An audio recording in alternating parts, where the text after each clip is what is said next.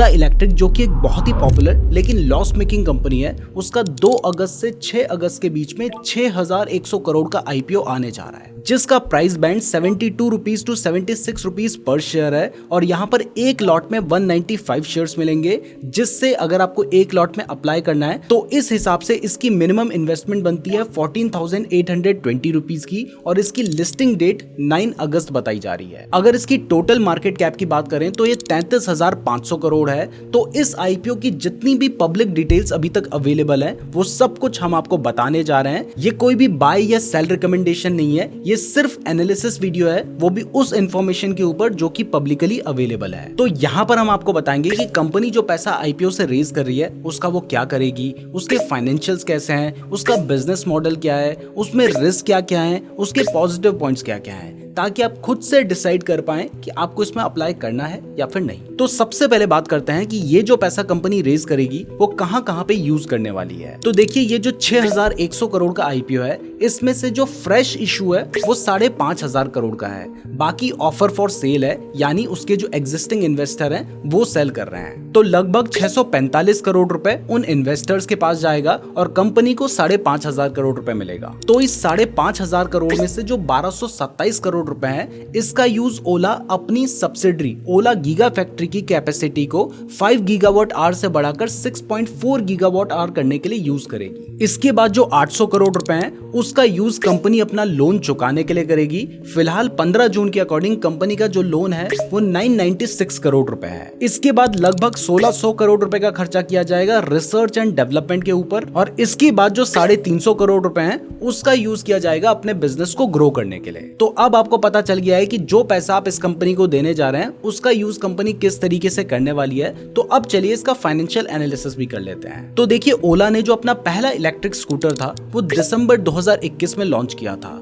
उसके बाद से कंपनी का जो रेवेन्यू है वो तो लगातार बढ़ता जा रहा है, लेकिन इसके बावजूद कंपनी अभी भी लॉस मेकिंग है। इवन जहां पिछले साल कंपनी का रेवेन्यू 2630 करोड़ था, वो इस साल बढ़कर लगभग 5000 करोड़ रुपए हो चुका है। मतलब मोटा मोटा 90% का उनका रेवेन्यू जंप हुआ है, बट इसके बावजूद इनका जो लॉस है वो भी बढ़ा है। FY23 में जहां इनका लॉस 1472 करोड़ रुपीस था, वो FY24 में बढ़कर 1584 करोड़ रुपीस हो गया है। अगर एबिटा लेवल पे भी बात करें तब भी इनका जो लॉस है वो फाइनेंशियल ईयर 24 में थोड़ा सा बढ़ा है। अब इसके बिजनेस मॉडल की बात करें तो देखिए, वैसे तो आप सभी को पता है कि ओला इलेक्ट्रिक स्कूटर्स की मैन्युफैक्चरिंग एंड सेल्स के ऊपर काम करती है और ये इस सेगमेंट की मार्केट लीडर है। इवन आप रास्ते में कई जगह पे ओला इलेक्ट्रिक चलते हुए देखते भी होंगे और हो सकता है आपके पास इसका स्कूटर भी हो। लेकिन इसके अलावा ये कंपनी बैटरी मैन्युफैक्चरिंग के ऊपर भी काम कर रही है, और वही मैंने आपको बताया कि ये जो पैसा कंपनी के पास आएगा, इससे वो अपनी बैटरी मैन्युफैक्चरिंग की जो कैपेसिटी है उसको बढ़ाने वाली है। इसके अलावा लास्ट ईयर सितंबर में इस कंपनी ने ये भी अनाउंस किया था कि वो एक इलेक्ट्रिक कार लॉन्च करने जा रहे हैं जो सुपर फास्ट होगी और वो 0 से 100 सिर्फ 4 से 5 सेकंड में पहुंच जाएगी।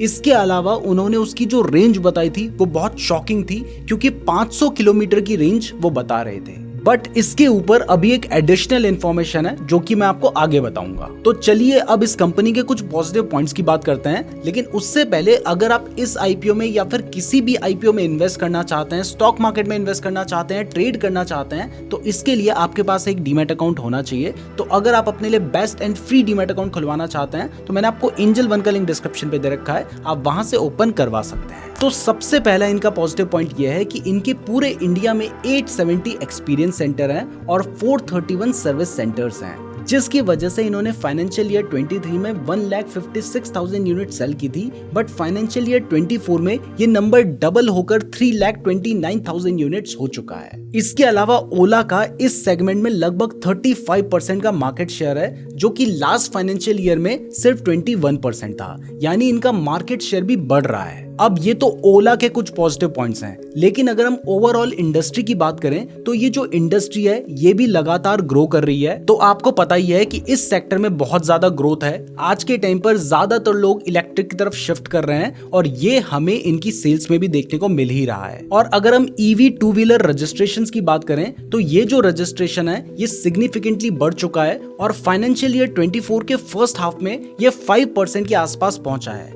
लेकिन आप सोच के देखिए कि अभी कितनी ज्यादा ग्रोथ पॉसिबिलिटीज हैं। लेकिन यहाँ पर ये ग्रोथ ओला कर पाएगी या नहीं ये हम नहीं कह रहे हैं, क्योंकि इनके साथ बहुत ज्यादा कंपटीशन भी है। जो कंपनी टू व्हीलर मार्केट में ऑलरेडी स्टैब्लिश्ड है, जैसे टीवीएस, बजाज, ये भी अपने इलेक्ट्रिक स्कूटर्स लॉन्च कर चुके हैं। और अब खबरें ये भी हैं कि होंडा का इलेक्ट्रिक एक्टिवा वाला वर्जन आने वाला है, तो इससे जो कंपटीशन है वो बहुत ज्यादा बढ़ जाएगा। इसके अलावा गवर्नमेंट इलेक्ट्रिक व्हीकल्स के ऊपर बहुत सारी सब्सिडी भी दे रही है, तो ये भी इस सेक्टर के लिए अच्छा है। तो पॉजिटिव पॉइंट्स की बहुत बात कर ली, और हम यहाँ पर आपको ओला का आईपीओ बेचने तो आए नहीं है, तो हम यहाँ पर इसकी जो प्रॉब्लम्स हैं और जो रिस्क हैं उनके बारे में बात करेंगे। तो चलिए अब उनको जानते हैं। तो सबसे पहली प्रॉब्लम की बात करें तो मैंने आपको बताया था कि ये कंपनी ईवी कार भी लॉन्च कर सकती है, लेकिन इससे रिलेटेड प्रॉब्लम की बात करें तो रॉयटर्स की एक रिपोर्ट के अकॉर्डिंग ये जो प्लान है इसको अगले कुछ साल के लिए अभी रोक दिया गया है। अब देखिए ये एक पूरा नेगेटिव पॉइंट नहीं है, क्योंकि हो सकता है कि कंपनी अभी अपने टू व्हीलर बिजनेस के ऊपर फोकस करना चाह रही हो,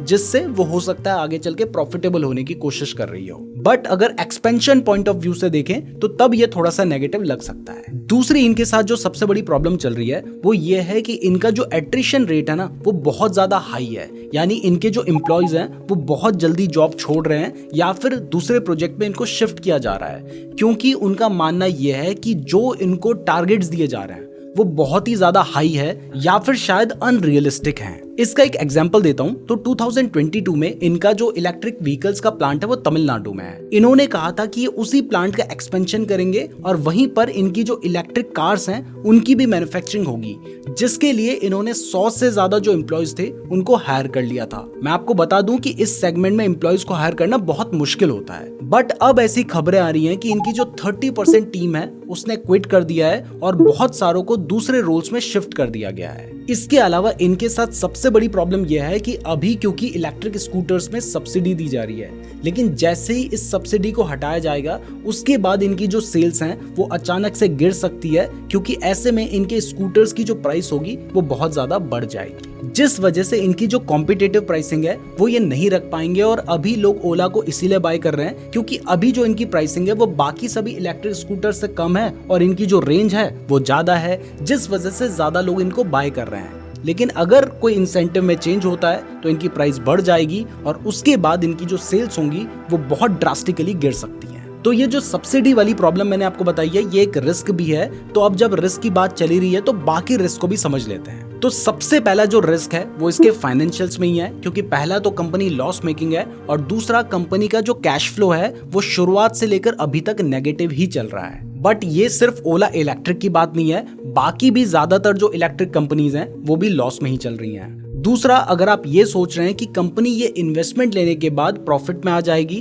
तो भी आप गलत सोच रहे हैं, क्योंकि ओला ने खुद कहा है कि अभी वो एक्सपेंशन के ऊपर काम कर रही है और नियर फ्यूचर में वो प्रॉफिट में नहीं आने वाली है। और नेक्स्ट एंड सबसे बड़ा जो रिस्क इस कंपनी के साथ है वो है रॉ मटेरियल का। बहुत सारा ऐसा रॉ मटेरियल है जो बैटरी से रिलेटेड है जिसको इंपोर्ट किया जाता है। तो अगर कभी भी इंपोर्ट से रिलेटेड कोई प्रॉब्लम आती है तो ऐसे में कंपनी की जो कैपेसिटी है वो एडवर्सली अफेक्ट हो सकती है। इसके अलावा जो बैटरी के सेल बनाए जाएंगे उसकी जो क्वालिटी है वो भी खराब हो सकती है। तो ये सारी प्रॉब्लम एंड रिस्क हैं। इन सबको देखते हुए आपको क्या लगता है कि इस आईपीओ में अप्लाई करना चाहिए या फिर नहीं, ये हमें कमेंट करके जरूर बताइएगा। वीडियो पसंद आई है तो वीडियो को लाइक करने के साथ साथ चैनल को सब्सक्राइब भी कर दीजिएगा। और अगर आप शेयर मार्केट के बारे में बिल्कुल बेसिक से सीखना चाहते हैं तो आप ये वाली वीडियो देख सकते हैं। धन्यवाद।